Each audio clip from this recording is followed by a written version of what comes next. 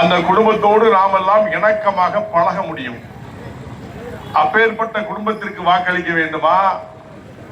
வீட்டு வாசலிலே நின்று கொண்டு பார்ப்பதற்கு கால்களுக்கு நின்று பார்க்க முடியாமல் சென்று எதுவுமே முடியாது என்று சொல்லுகின்றவருக்கு வாக்களிக்க வேண்டுமா என்பதை மட்டும் எண்ணி பார்க்க.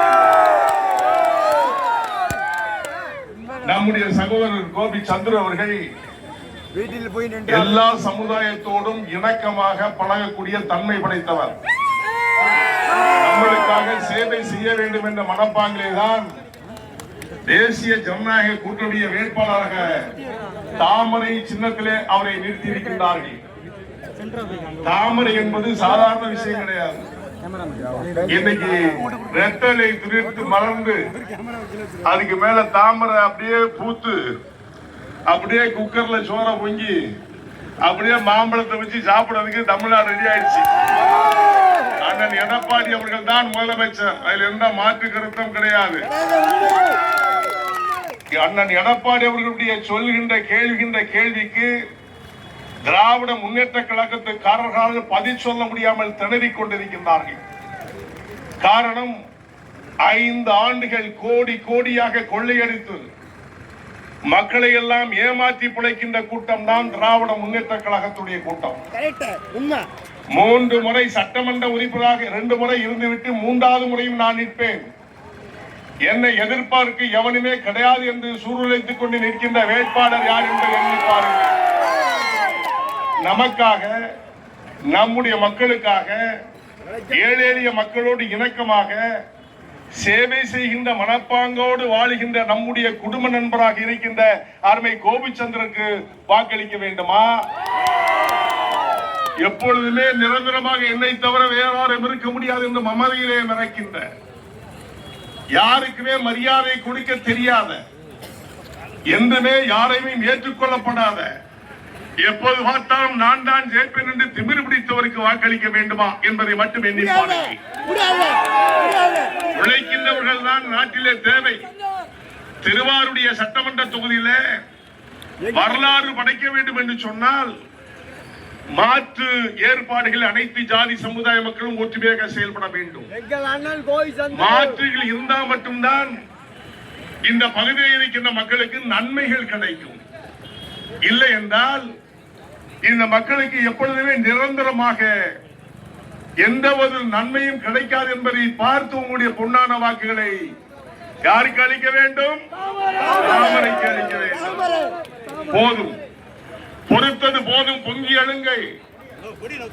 தேசிய ஜனநாயக முற்போக்கு கூட்டணியுடைய நம்முடைய வேட்பாளர், நம்முடைய அருமை சகோதரர் கோபி சந்திர அவர்கள் வெற்றி வாகை சூட வேண்டும். அவர் இல்லத்திலே சென்று நீங்கள் எல்லாம் அவரோடு இணக்கமாக சென்று உங்களுடைய பயன்களை பெற வேண்டும். சர்வாதிகாரித்தனமாக இருக்கின்றவர்களுக்கு வாக்களிக்க வேண்டுமா?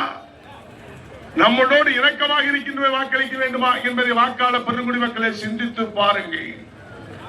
இத்தனை ஆண்டுகள் இந்த சுடுகாடாக்கிய திருவாரூர் மாவட்டம் பசுமையாக இருக்க வேண்டுமா?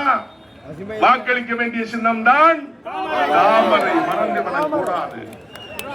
ஆண்டாண்டு காலங்கள் அல்லல் பட்டு சிரமப்பட்டு கிடைக்கின்ற திருவாரூர் மாவட்டம், இதற்கு முன்பாக இருந்த சட்டமன்ற உறுப்பினர்கள் எல்லாம் என்ன செய்து கொண்டிருந்தார்கள் கேட்டால், நான் பிறந்த மண், என் மண், எனக்கு வாக்களி என்று சொல்லுவார்கள். ஆனால் சேவை செய்திருக்கின்றார்களா என்று சொன்னால் இல்லவே இல்லை.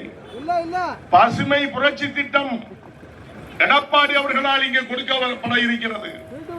மீத்தேன் திட்டம், கொடூரமான திட்டத்தை எல்லாம் கொண்டு வந்து அமைத்தது திராவிட முன்னேற்ற கழகத்துடைய ஆட்சி.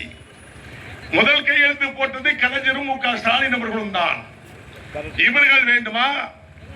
ஏழை எளிய விவசாயிகளை வாழ்கின்ற எங்குல மக்கள், விவசாய குடி பெருமக்கள் இன்னைக்கு தமிழ்நாட்டிலே சுதந்திரமாக வாழ்கின்ற திருவாரூர் மாவட்டத்திலே இருக்கக்கூடிய கோபி சந்திர வேண்டுமா என்பதை எண்ணி பார்த்து உங்களது முன்னான வாக்குகளை தாமரை சின்னத்துக்கு அளித்தர வேண்டும்.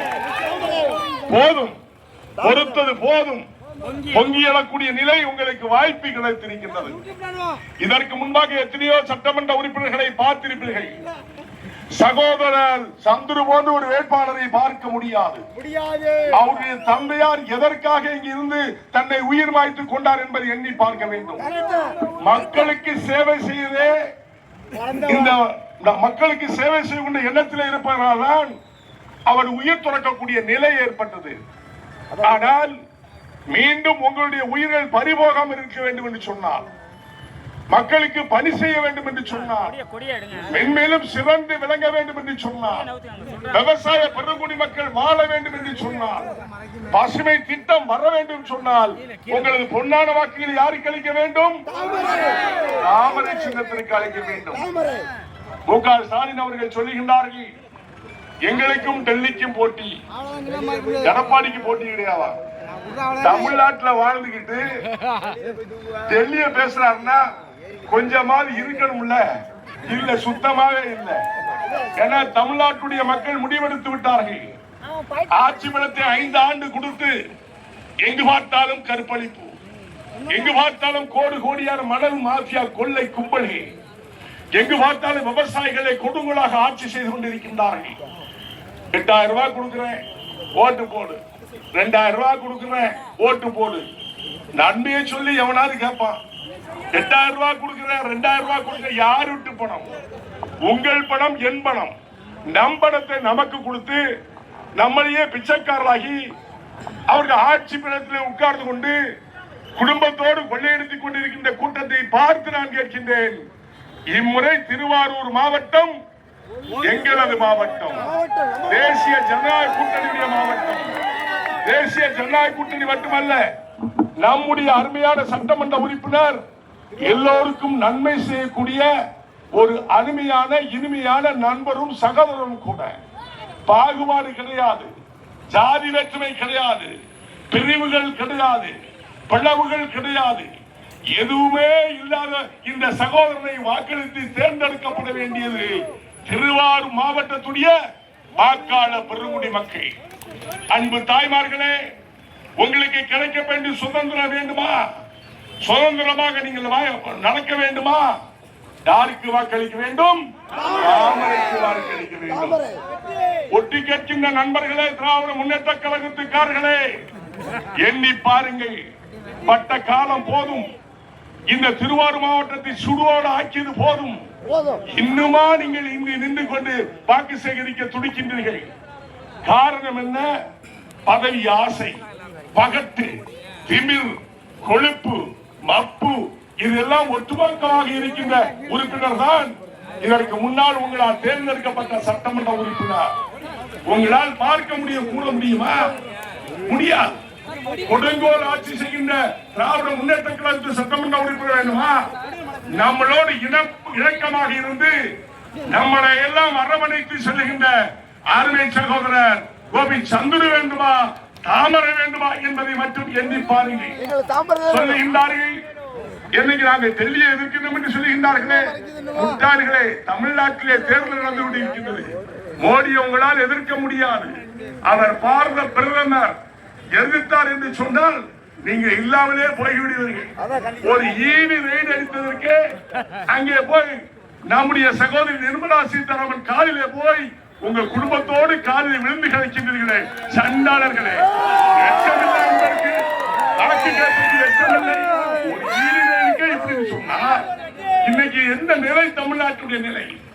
எங்க சமீபத்தில் நடந்த பொழுது பிளாஸ்டிக்கோடு ஒரு பெண், இளைஞர் பெண், பள்ளியில் கல்லூரியில் படிக்க போகிற நிலையிலே பிளஸ் 2 படித்துக் கொண்டிருக்கின்றால். கக்கூஸ் அங்கெல்லாம் கிடையாது, வெளியில தான் போவாங்க. அந்த பொண்ணை ரேப் பண்ணி மார்டர் பண்ணாங்க. சண்டால திமுக ஆட்சியில பிடித்தது யார்? யாரோ ஒரு அப்பாவை பிடிச்சி வந்தாங்க, கேஸ க்ளோஸ் பண்ணிட்டாங்க. அஜித் கொலை, காவல்துறை ஒரு நாய் மாதிரி கொதறி கொண்டுட்டான். அந்த வழக்கு என்னாச்சு? கைது பண்ணவில்லை. மானாமரில் ஒரு கொலை, ஒரு அடிச்சே கொண்டுறான் போலீஸ்காரன், அவனையும் கைது பண்ணி கோர்ட் உத்தரவு போட்டு எஃப்ஐஆர் போட்டிருக்காங்க, இன்னும் கைது பண்ணல. இப்படி படிப்படியாக எங்களால் சொல்ல முடியும். ஐடி மாணவிகள் ரோட்டிலே சுதந்திரமாக நடக்க முடிகிறதா? அங்கேயும் கற்பழிப்பு. 2.5 வயது குழந்தையில் இருந்து 80 வயது முதியவர் வரைக்கும் ரேப் பண்ணி கொள்வது நீங்க தானா சண்டாளைங்க. இந்த சண்டாள பிரிவுக்கு வாக்களிக்கணுமா என்பதை எண்ணி பாருங்கள் சகோதரர்களே. இன்னைக்கு திராவிட முன்னேற்ற கழகத்துக்காரர்கள் எவ்வளவு மோசமானவர்கள் என்று எண்ணி பார்க்க வேண்டாமா? கேட்டால் நாங்கள் பாரம்பரியம், நாங்கள் பிறந்த ஊரு.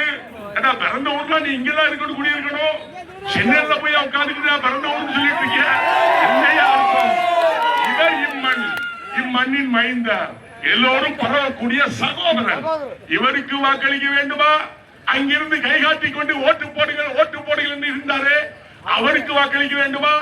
இதற்கு முன்பாக சட்டமன்ற உறுப்பினர் இருந்து சர்வாதிகாரித்தனமா மக்களை ஏமாற்றிக் கொண்டிருந்தாரே, அவருக்கு வாக்களிக்குமா என்று சிந்தித்து பார்த்து உங்கள் பொன்னான வாக்குகள் யாருக்கு அளிக்க வேண்டும்?